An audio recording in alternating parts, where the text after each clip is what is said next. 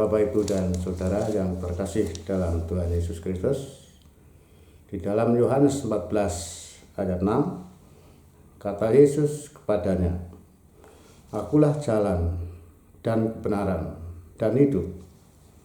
Tidak ada seorang pun yang sampai datang kepada Bapa kalau tidak melalui aku."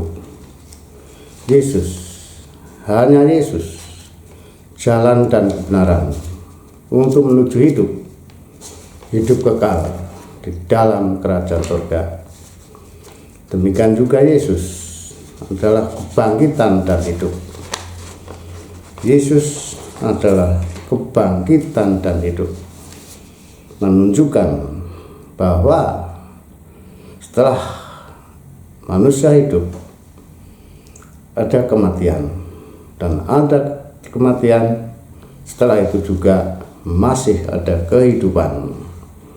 Kejadian 2 ayat 7, Tuhan Elohim menghembuskan nafas hidup, menghembuskan roh ke dalam hidung manusia yang dibentuk dari debu tanah, menghembuskan nafas hidup, menghembuskan angin, dimasukkan melalui hidung manusia yang dibentuk dari debu tanah. Jadi roh yang dimasukkan Tuhan Elohim ke dalam manusia yang dibentuk melalui debu tanah bukan ditanam, tetapi dihembuskan, ditiupkan melalui hidung. Tuhan Yesus tidak pernah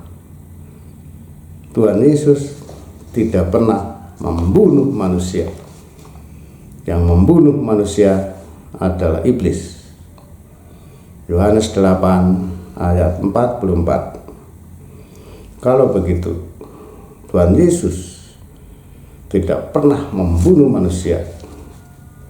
Manusia dibunuh manakala rohnya dicabut. Yesus tidak pernah membunuh manusia, tidak pernah mencabut nyawa manusia. Yang membunuh adalah iblis. Nyawa manusia yang tadi dihembuskan pertama kali oleh Tuhan Elohim melalui hidung. Lalu bagaimana proses kematian?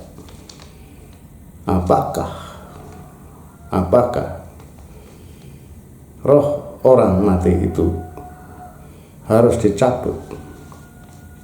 Kita lihat di dalam Yohanes 10 ayat 27. Domba-dombaku mendengarkan suaraku, dan aku mengenal mereka, dan mereka mengikut aku.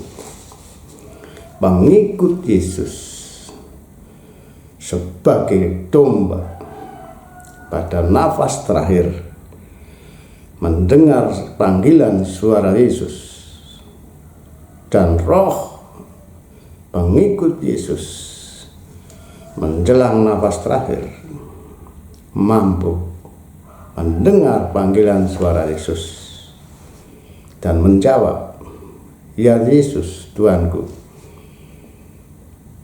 Yesus berkata lagi, "Ikutlah malaikat yang menjemputmu." Jadi roh orang yang beriman pada Tuhan Yesus tidak perlu dicabut, tetapi domba mengikut Yesus, mendengar suara Yesus memanggil, mendengar perintah dari Tuhan Yesus untuk mengikut dua malaikat yang menjemput untuk dibawa ke Firdaus. Lukas 16 ayat 22. Kemudian matilah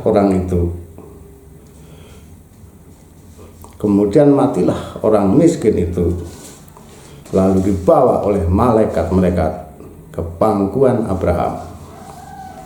Yohanes 10 ayat 28, dijemput malaikat, roh orang yang baru lepas saat nafas terakhir dijemput malaikat supaya tidak direbut oleh iblis.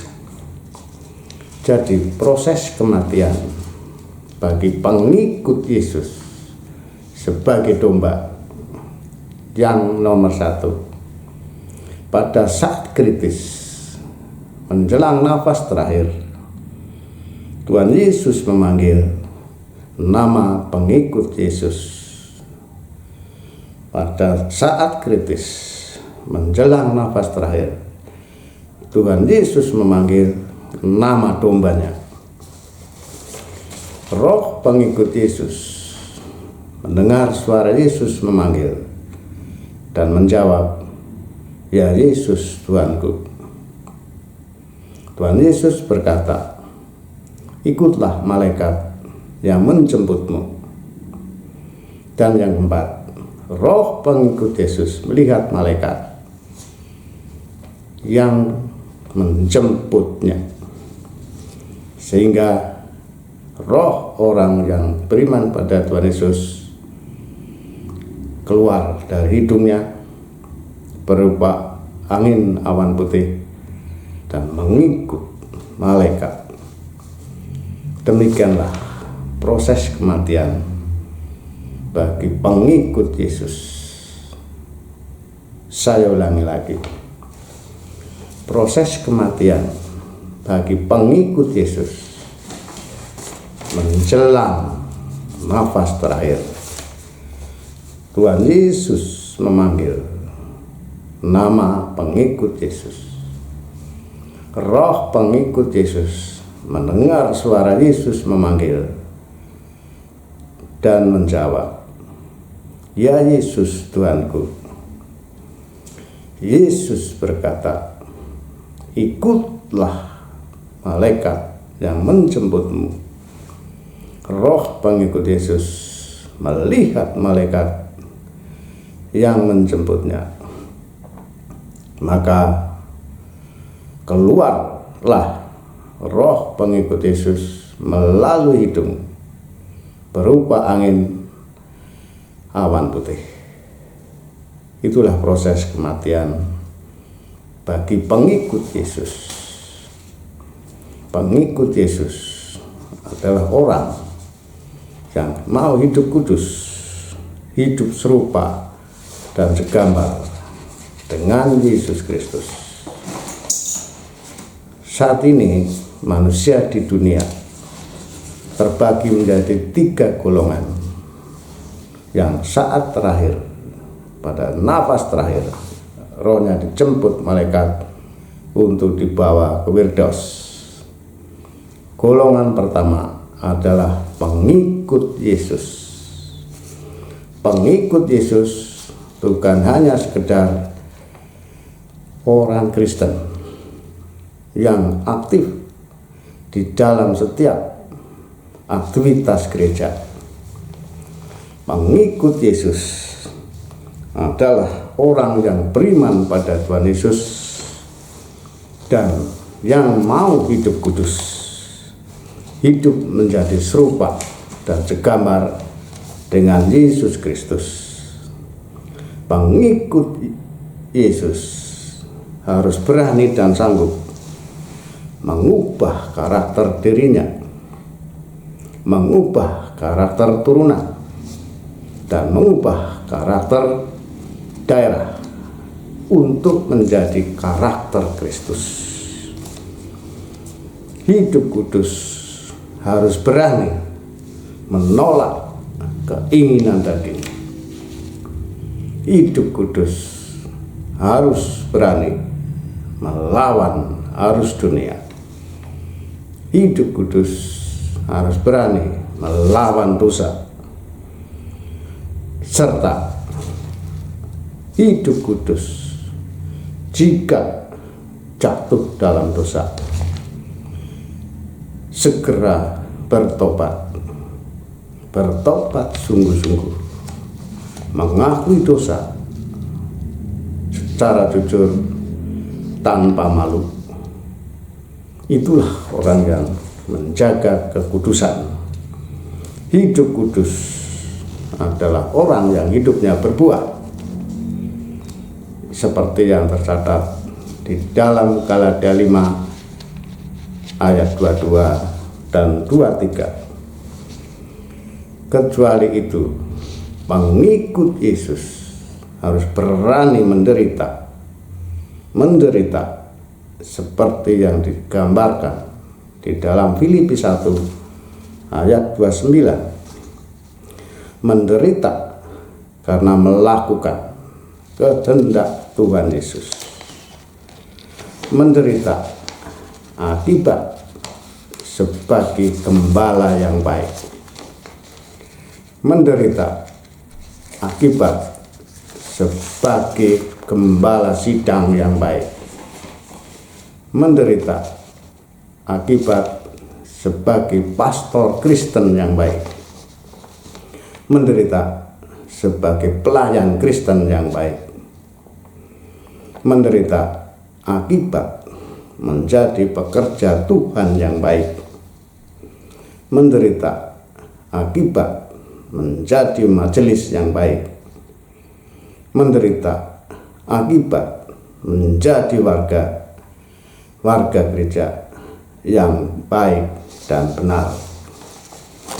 Jadi itulah pengikut Yesus yang hidup kudus, serupa dan segambar dengan Kristus, berani mengubah karakter dirinya, berani merubah karakter turunan, berani merubah karakter daerah untuk menjadi karakter Kristus, sehingga di dalam hidupnya berbuah seperti yang tercatat di dalam Galatia 5 ayat 22 dan 23, dan berani menderita, manggul salib, menderita, manggul salib. Jaminan bagi kita sebagai pengikut Yesus. Pada nafas terakhir, roh kita jemput 2 malaikat untuk dibawa ke Firdaus. Golongan orang kedua adalah orang yang tidak percaya pada Tuhan Yesus. Lukas 23 ayat 42. Lalu ia berkata, lalu orang yang disalib di sebelah kanan Yesus berkata, Yesus, ingatlah akan aku apabila engkau datang sebagai raja. Kata Yesus kepadanya, aku berkata kepadamu, sesungguhnya hari ini juga engkau bersama-sama aku di Firdaus. Yoel 2 ayat 32a. Dan barang siapa yang berseru kepada nama Tuhan akan diselamatkan. Kisah Para Rasul 2 ayat 21. Barang siapa yang berseru kepada nama Tuhan akan diselamatkan. Jadi golongan 2 ini adalah orang yang belum percaya, belum beriman pada Tuhan Yesus. Orang pada golongan 2 ini adalah orang yang tidak atau belum beriman pada Tuhan Yesus. Namun pada saat menjelang kematian, menjelang nafas terakhir, orang tersebut ingat akan pertolongan Tuhan dan mau berserah pada Tuhan Yesus. Jadi orang yang belum percaya pada Tuhan, tetapi pada nafas terakhir dia ingat akan pertolongan Tuhan dan berserah pada Tuhan Yesus. Kenapa orang yang belum percaya pada nafas terakhir, orang tersebut mau meminta pertolongan pada Tuhan Yesus? atau mau berserah pada Tuhan Yesus, karena orang itu pernah mendengar Injil. Orang itu pernah mendengar Injil,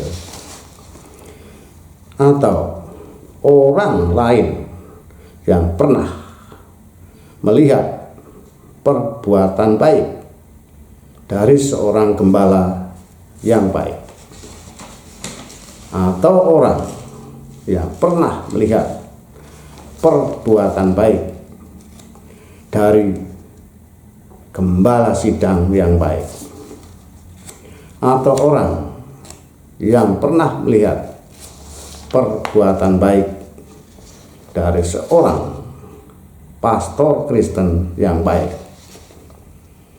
atau orang yang pernah melihat perbuatan baik dari pelayan Kristen yang baik, atau orang yang melihat perbuatan baik dari pekerja Tuhan yang baik, atau orang yang pernah melihat perbuatan baik dari seorang majelis gereja yang baik, atau orang yang pernah melihat perbuatan baik yang dilakukan warga gereja yang baik dan benar.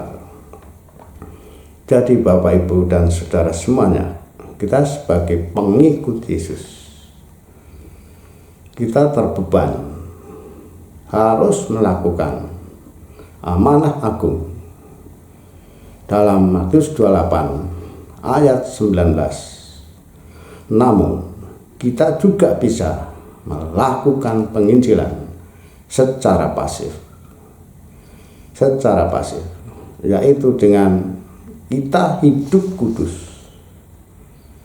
kudus, sehingga segala pikiran, perkataan, dan perbuatan kita sesuai dengan kehendak Tuhan, sehingga dapat dilihat oleh orang-orang yang belum beriman pada Tuhan Yesus.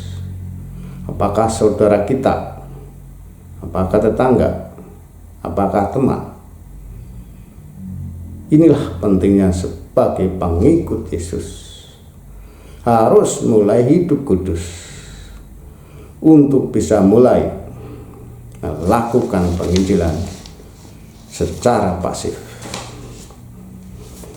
Golongan yang ketiga adalah orang miskin. Orang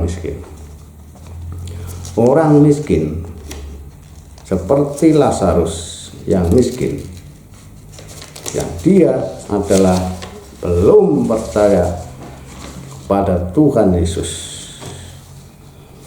Lukas 16 ayat 22. Kemudian matilah orang miskin itu, lalu dibawa oleh malaikat-malaikat ke pangkuan Abraham.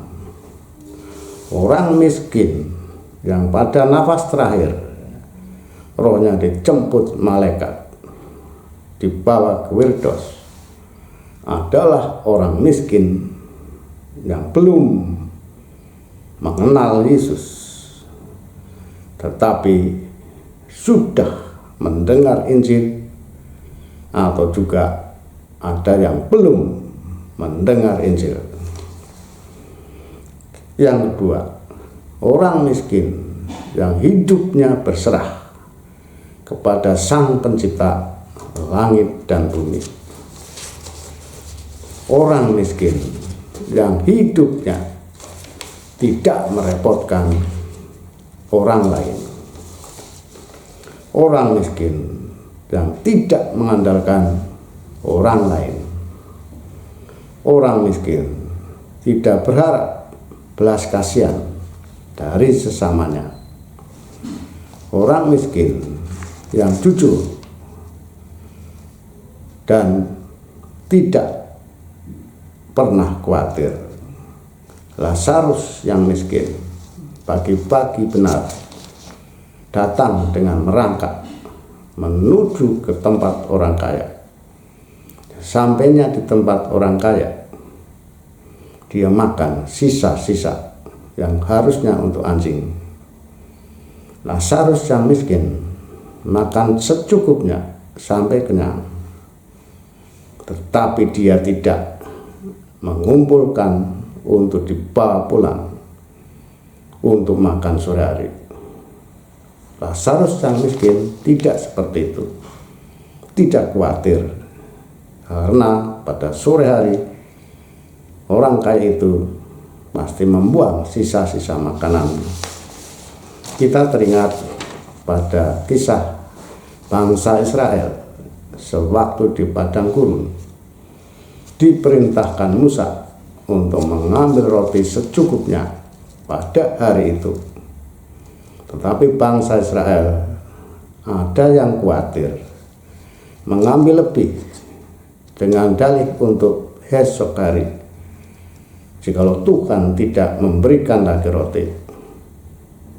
Namun keesokan harinya roti itu berulat dan busuk, maka marahlah Musa.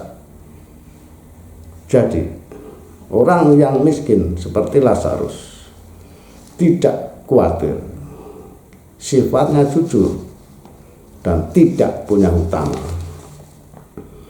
Demikian juga di dalam Keluaran 16 ayat 20 tadi, jangan seperti bangsa Israel yang memiliki kekhawatiran untuk esok hari.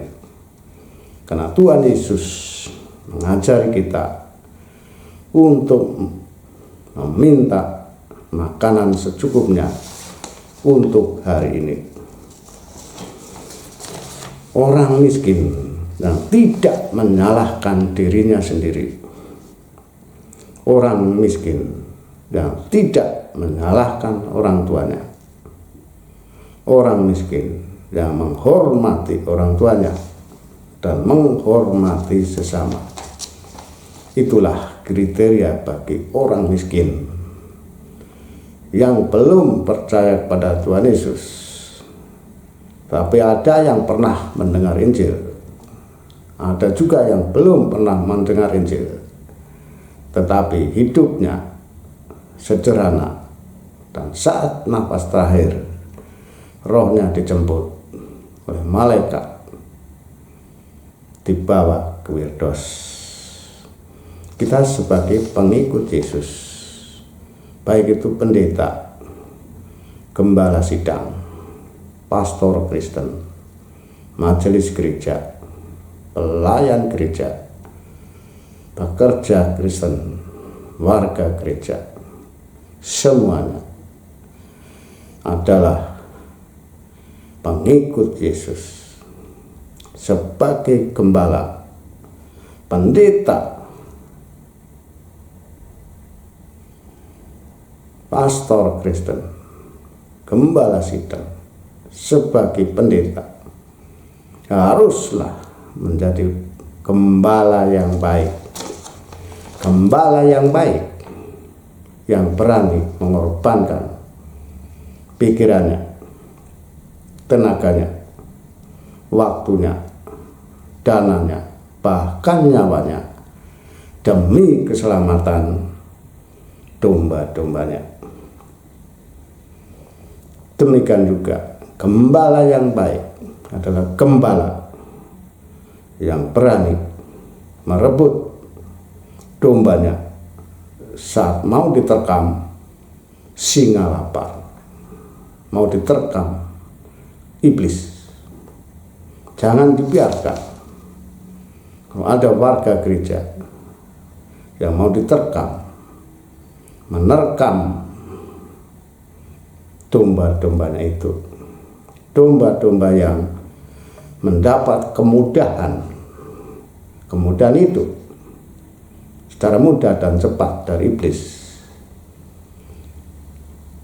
dan juga berani melawan si ular tua, naga tua, iblis yang melilit warga gereja dengan ekornya dan sangat kuat.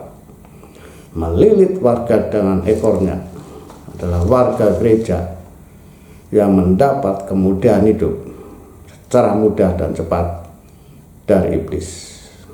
Pada nafas terakhir, domba-domba yang terlilit ekor iblis, ekor si ular tua, dan mau diterkam singa lapar, pada nafas terakhir perlu dimotivasi dengan firman agar mau menyadari bahwa dirinya mengadakan perjanjian dengan roh-roh jahat setan dari iblis, sehingga setelah menyadari mau mengikut Yesus, mau berserah pada Yesus, barulah ikatan perjanjian diputuskan.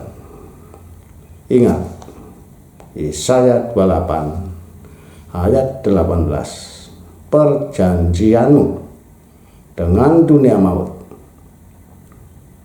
akan ditiadakan. Persetujuan dengan dunia orang mati tidak berlaku lagi. Jika cemeti berdesik-desik, kamu akan hancur diinjak-injak. Jadi orang yang mengadakan perjanjian dengan dunia maut, upah dosa adalah maut. Dunia maut, dunianya iblis, perjanjian dengan iblis, dan persetujuan dengan dunia orang mati, Hades atau Sheol, tempatnya roh-roh orang mati yang kelak menjadi tempat iblis, setan dan roh jahat. Berarti orang yang mengadakan persetujuan dengan roh-roh jahat setan dan iblis melalui menerima kemudahan hidup dari setan-setan dan roh-roh jahat, sebelum nafas terakhir mengalami kesakitan yang menaun, tidak mati, tidak hidup. Saat itulah sebagai gembala yang baik harus memotivasi, rajin memotivasi, rajin mengunjungi, agar warga tersebut mau berserah sama Tuhan Yesus, mau mengikut Yesus, sehingga pada nafas terakhir diperlukan ikatan perjanjiannya itu diputus dengan firman, sehingga kita sebagai gembala yang baik bertanggung jawab akan keselamatan domba-dombanya, warganya yang terlilit ekor Lucifer itu, agar dilepas menjelang nafas terakhir, agar rohnya dijemput dua malaikat dibawa ke Firdaus. Bapak, Ibu, dan Saudara, terima kasih. Tuhan Yesus memberkati kita semua, dan Roh Kudus menyertai kita dan memampukan kita untuk mulai hidup kudus. Amin.